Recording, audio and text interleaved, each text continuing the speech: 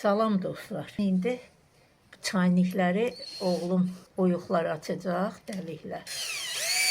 Siz də görün.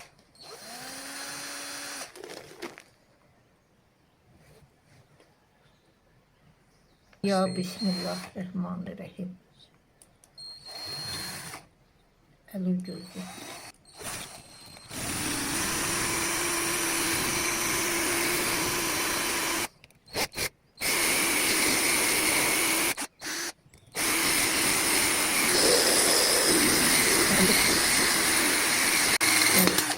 O ısınmadı mı?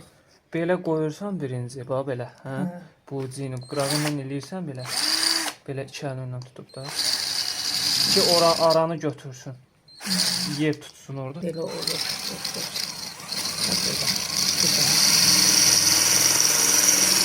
Belə tutsun. Sonra belə yavaş yavaş qaldırırsan. Tutur oranı. Köftə sağa sola sürürsün.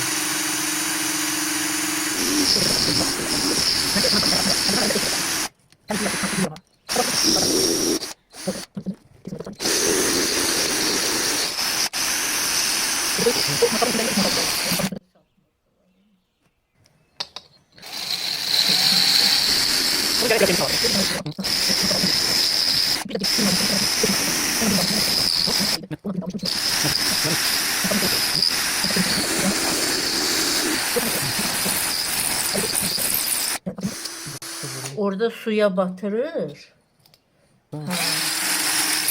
Hoppa. Bu böyük çaynikdir. Bunun da kulpu belə sınıb. Bu dedem alan çaynikler.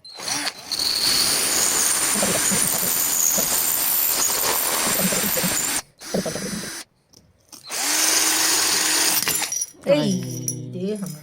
Bu təzə çıxanlar belə olur bax. Oyuq açılmır. Qopur düşür. Nazik eləyirlər də altından. İndi çıxan çayniklər bu cürdür.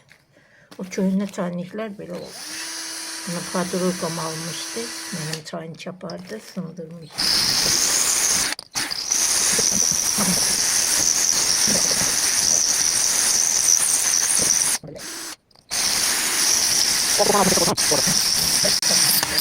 Burada bunun altına demir parçası da koyup açıyorum.